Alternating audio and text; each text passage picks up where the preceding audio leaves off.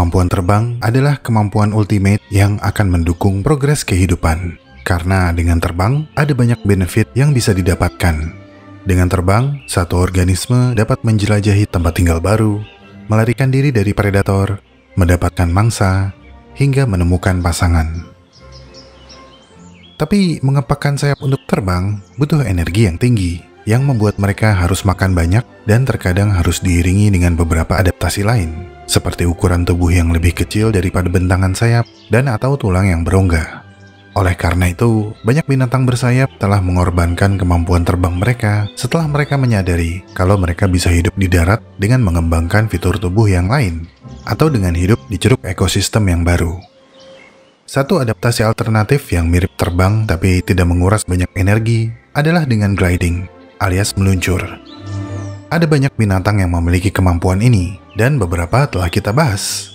Dari mamalia ada kolugo, dari ikan ada torani, dan dari amfibi ada katak Wallace. Sekarang kita tambah satu kelompok lagi yang memiliki kemampuan gliding dari kelompok reptil. Ini adalah Draco Flying Lizard, yang dalam bahasa Indonesia disebut cicak terbang atau kadal terbang.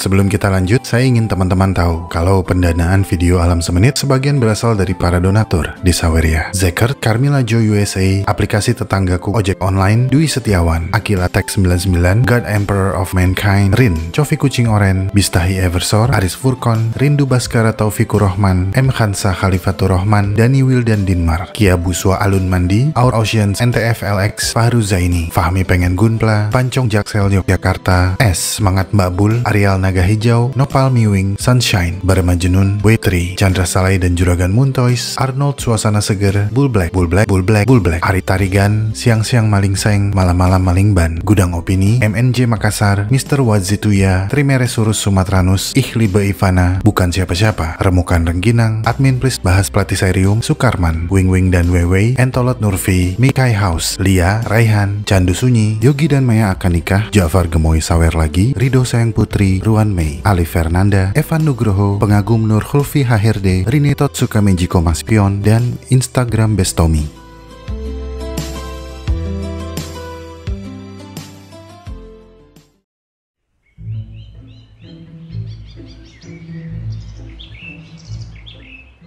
Binatang memperoleh kemampuan terbang hanya beberapa kali selama evolusi jutaan tahun.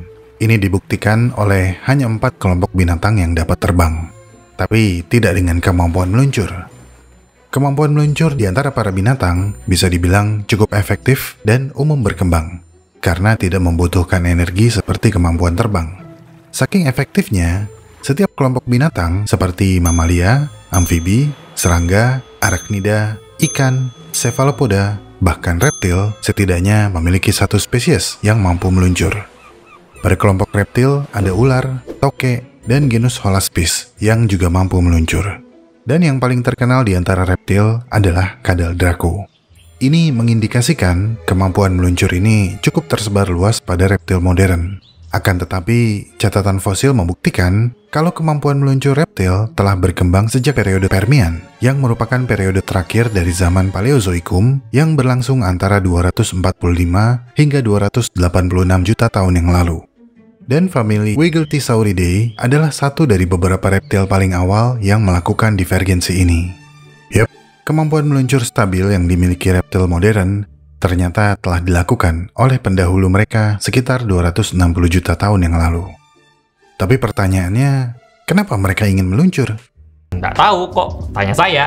Para peneliti menemukan bahwa Sulorosaurus elephantines, reptil kecil yang hidup jutaan tahun sebelum dinosaurus pertama, telah mengembangkan sayap membrannya untuk meluncur di antara pepohonan sambil menggenggam ujung sayap untuk peluncuran yang stabil. Seperti kadal Draco, Sulorosaurus juga mampu mencengkram patagium atau membran sayap dengan cakar depannya, menstabilkan arahnya selama peluncuran, bahkan menyesuaikan arah luncurannya, memungkinkan kemampuan manuver yang baik. Namun, ada perbedaan kecil di antara mereka. Sulorosaurus memiliki sendi tambahan di salah satu jari yang mungkin telah meningkatkan kemampuannya untuk menstabilkan terbangnya. dan bisa jadi merupakan kompensasi karena posisi patagiumnya yang lebih rendah dan membuat penerbangannya tidak stabil. Sulurosorophus elephensis adalah anggota dari famili Waggeltisauridae, salah satu kelompok kadal terbang yang hidup pada akhir periode Permian, antara 260 dan 250 juta tahun yang lalu. Kelompok ini berisi beberapa reptil pertama yang mampu meluncur di langit. Mereka bahkan lebih awal 30 juta tahun dari Therosaurus. Tapi masih ada perdebatan tentang identitas pasti kelompok ini. Fitur fisik seperti frill atau jumbai kepala yang mirip Triceratops memunculkan dugaan kalau mereka mungkin berkerabat dengan dinosaurus. Tapi analisis yang lebih baru menunjukkan kalau mereka sebenarnya lebih dekat dengan leluhur reptil modern. Kolaborasi para peneliti di dua museum, yakni Muséum National d'Histoire Naturelle dan Staatliches Museum für Naturkunde Karlsruhe, memutuskan untuk menilai ulang semua spesimen Sulurosorophus elephensis yang diketahui untuk membantu menyingkap lebih banyak hal tentang spesies dan pengelompokannya yang lebih luas. Dengan memeriksa beberapa fosil, para peneliti dapat membuat rekonstruksi kerangka yang hampir lengkap dan mengetahui bagaimana rupa fisik dan perilakunya. Mereka menemukan bahwa kadal purba ini merayap sangat datar di permukaan dengan kaki-kaki yang panjangnya sama merapat dengan kulit pohon. Postur tubuh mereka tidak begitu efektif untuk berjalan di tanah. Postur tubuh ini sangat baik untuk kamuflase, membantu mereka untuk tidak terdeteksi, dan dibantu oleh cakar yang tajam melengkung, mereka menancapkan diri ke kulit pohon dan menjadikan mereka arboreal sejati. Meskipun karakteristik ini mirip dengan reptil peluncur modern seperti Draco, Patagium Sulurosorophus sangat berbeda. Sayap mereka tidak ditopang oleh tulang rusuk yang memanjang seperti yang dimiliki oleh reptil modern. Sebaliknya, Patagium Sulurosorophus memanjang dari otot-otot tubuh atau dari susunan tulang kecil yang menutupi perut reptil yang dikenal sebagai gastralia. Tapi seperti kadal modern, reptil purba ini juga memiliki postur meluncur yang mirip dengan kaki belakang yang ditekuk untuk meningkatkan stabilitas. Para peneliti menduga bahwa kemampuan meluncur ini muncul sebagai respons terhadap perubahan lingkungan ketika bumi beralih dari periode karbon ke periode Permian, sekitar 300 juta tahun yang lalu. Sebagai gambaran, hutan bumi pada subperiode karbon akhir atau Pennsylvanian terdiri dari berbagai spesies pohon dengan ketinggian yang berbeda serta memiliki tajuk yang agak terbuka dengan pohon-pohon yang terpisah secara spasial, sehingga jarak antar pohon lebih jauh. Tidak seperti hutan Sisuralian yang terdiri dari komunitas pohon yang lebih padat yang menunjukkan strata tajuk yang lebih berkesinambungan. Para peneliti menyimpulkan perubahan struktur hutan tersebut sangat mempengaruhi keragaman binatang peluncur yang ditemukan sebelum era Waggeltisauridae. Dengan komunitas pohon yang padat, jarak antar pohon menjadi dekat. Dan ini men-trigger beberapa spesies seperti Sulurosorophus elephensis untuk melompat dan meluncur dari satu pohon ke pohon lain tanpa harus berjalan di atas tanah. Meluncur juga akan memudahkan mereka menghindari predator, pesaing, atau menemukan pasangan jika waktu kawin tiba. Dan kemampuan meluncur ini semakin disempurnakan oleh generasi reptil berikutnya. Dan saat ini, kadal Draco merupakan satu-satunya reptil yang mampu meluncur sangat jauh, dengan rekor peluncuran terjauh yang dicatat hingga 60 meter. Dan kemampuan ini telah memberikan mereka nama spesial, naga terbang. Bukan.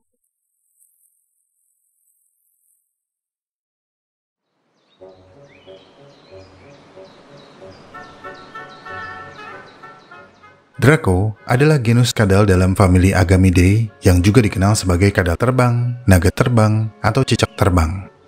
Panjang tubuh mereka dari kepala hingga ekor adalah sekitar 20 cm. Mereka mampu meluncur dan terbang pakai tanda kutip berkat bantuan patagium, membran kulit di sisi tubuh yang dapat dilebarkan sehingga berfungsi seperti sayap. Patagium ini ditopang oleh serangkaian tulang rusuk yang memanjang.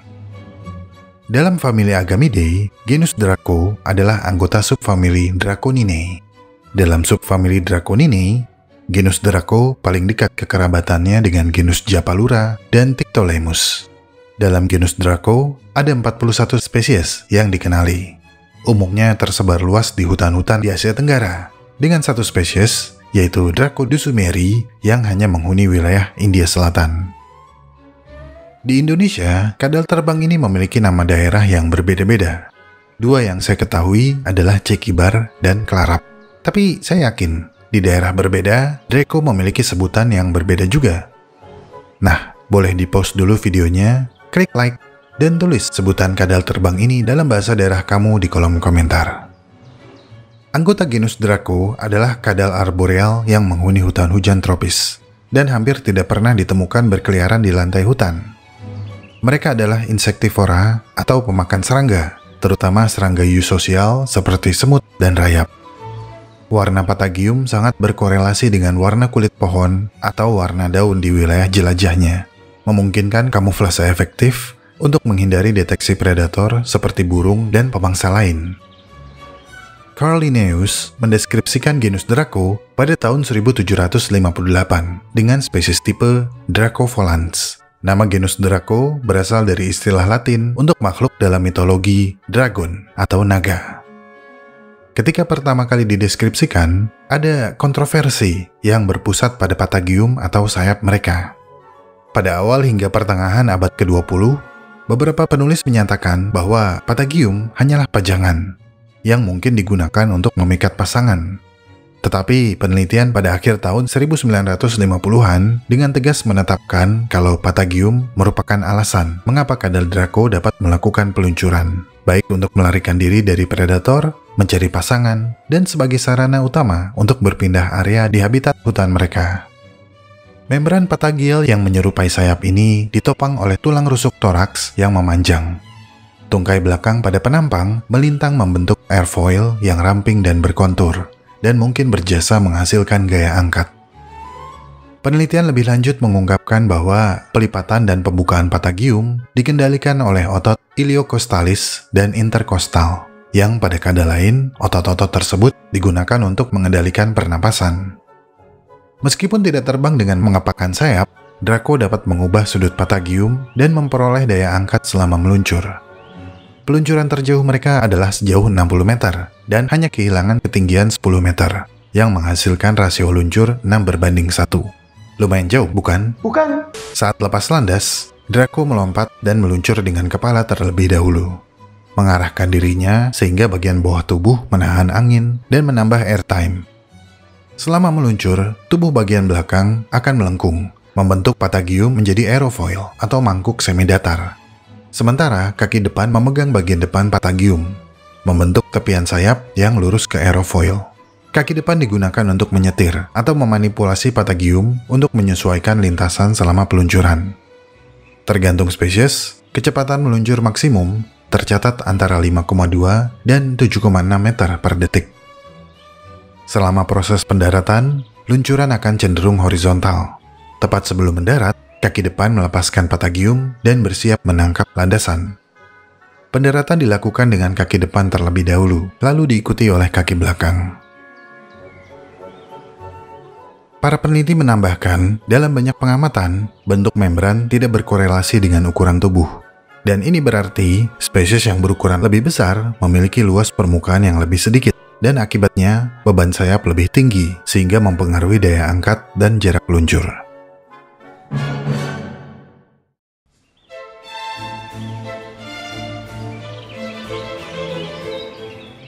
Kadal Draco sangat teritorial, dengan wilayah jelajah yang terdiri dari satu atau beberapa pohon. Pohon-pohon tersebut dijaga secara aktif oleh Draco jantan dan akan secara agresif mengusir Draco jantan lain yang hinggap di pohon kekuasaan mereka. Studi eksperimental telah menentukan bahwa pohon yang tidak berpenghuni akan diklaim oleh Draco jantan yang tersingkirkan, sementara Draco betina dapat bergerak bebas dari pohon ke pohon.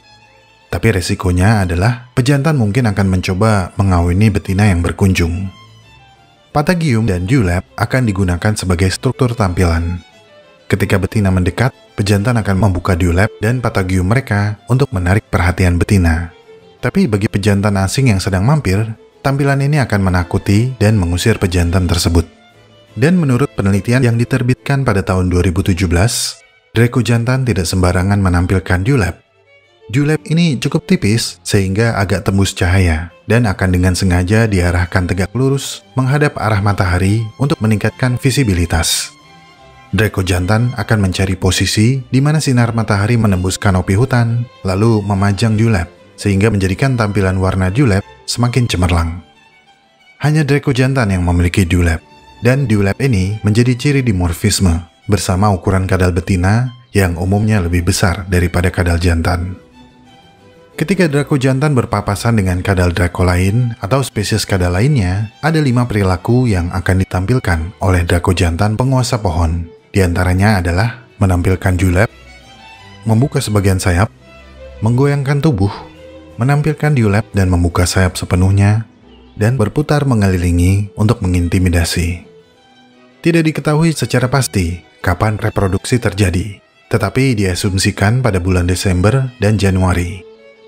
Draco jantan dan terkadang Draco betina akan melakukan beberapa tarian atau gerakan sebelum kawin. Ini termasuk yang sudah saya sebutkan sebelumnya, yaitu melebarkan sayap dan menggerakkan tubuh saat keduanya berada dalam jarak dekat. Draco jantan juga akan mengelilingi betina sekitar 3 kali sembari menampilkan dewlap hingga betina menerima dan terjadi kopulasi. Sementara berdasarkan pengamatan, betina hanya akan melakukan gerakan atau tarian untuk menolak Draco jantan dan mencegah terjadinya kopulasi. Afifah, Afifah, aku jijik. Afifah. Satu-satunya waktu Draco betina turun ke tanah adalah ketika ia siap bertelur. Ia akan turun dari pohon, mencari tanah lunak, dan mulai menggalinya menggunakan kepala. Draco betina akan memasukkan kepalanya ke dalam tanah untuk membuat lubang kecil. Ia kemudian meletakkan sekitar 2 hingga 5 butir telur ke dalam lubang dan menutupinya dengan tanah, lalu memadatkan tanah tersebut dengan menepuk-nepuk kepalanya ke lubang yang baru ia tutup. Selama kurang lebih 24 jam, Draco betina akan berjaga-jaga di sekitar telur yang baru ia kubur. Setelah itu, ia pergi dan meninggalkan telur-telur yang dikubur tersebut. Inkubasi telur akan memakan waktu sekitar 32 hari.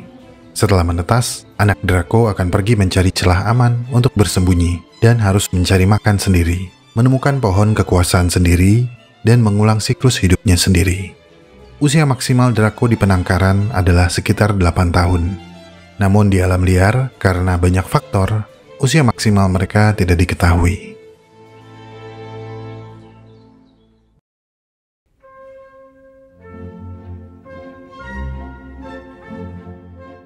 Loh, kok udah epilog aja, Bang? Iya, sepertinya hanya itu yang bisa kita bahas dari reptil terbang ini. Apalagi ya? Oh iya, untuk kamu yang bertanya, apakah bisa dimakan? Tentu saja bisa. Karena apa sih yang nggak kita makan?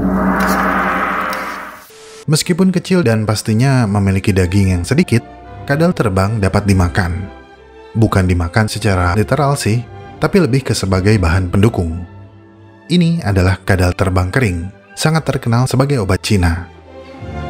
Di Filipina, kadal terbang kering ini disebut tamu mukau atau hambu bukak dan sangat populer sebagai obat asma, batuk, gangguan pernapasan, hingga TBC. Obat ini terkenal sangat ampuh dan sangat umum dijual di negara-negara Asia Tenggara. Mereka dikonsumsi dengan ditumbuk, diblender menjadi bubuk, lalu diseduh dan diminum seperti teh. Harganya 200 peso seekor, atau sekitar 50 ribuan. Lah, malah langsung dimakan begini. Ada sebuah penelitian yang menyatakan kalau larutan kadal terbang yang dikeringkan yang berasal dari spesies Dracospilopterus mungkin memiliki potensi sebagai pengobatan asma. Penelitian tersebut menemukan bahwa larutan Draco yang diuji tersebut memiliki aktivitas anti-asma yang berhubungan dengan dosis. Dan seiring peningkatan dosis, maka akan menurunkan sel mast yang terganggu. Namun penelitian lebih lanjut masih diperlukan. IUCN menyatakan kalau Draco umumnya memiliki populasi yang stabil dan tidak terancam.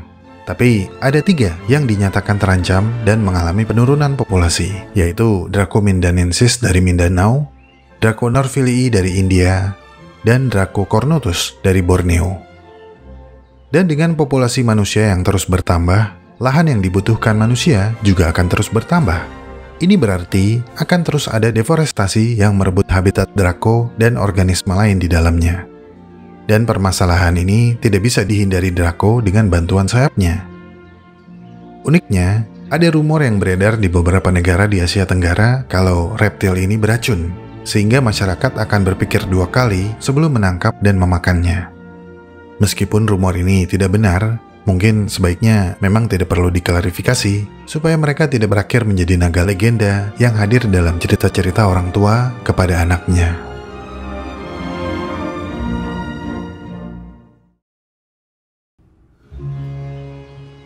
Terima kasih telah menonton sampai menit ini.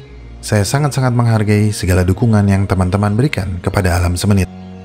Jika ingin tahu lebih banyak tentang subjek pembahasan dalam video ini, cek deskripsi video.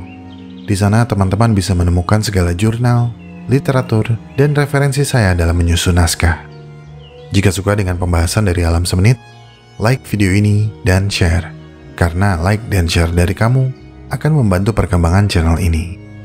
Ikuti perkembangan semua hal yang aneh, menjijikan, dan indah yang mengundang rasa ingin tahu kita semua. Sampai jumpa di video selanjutnya.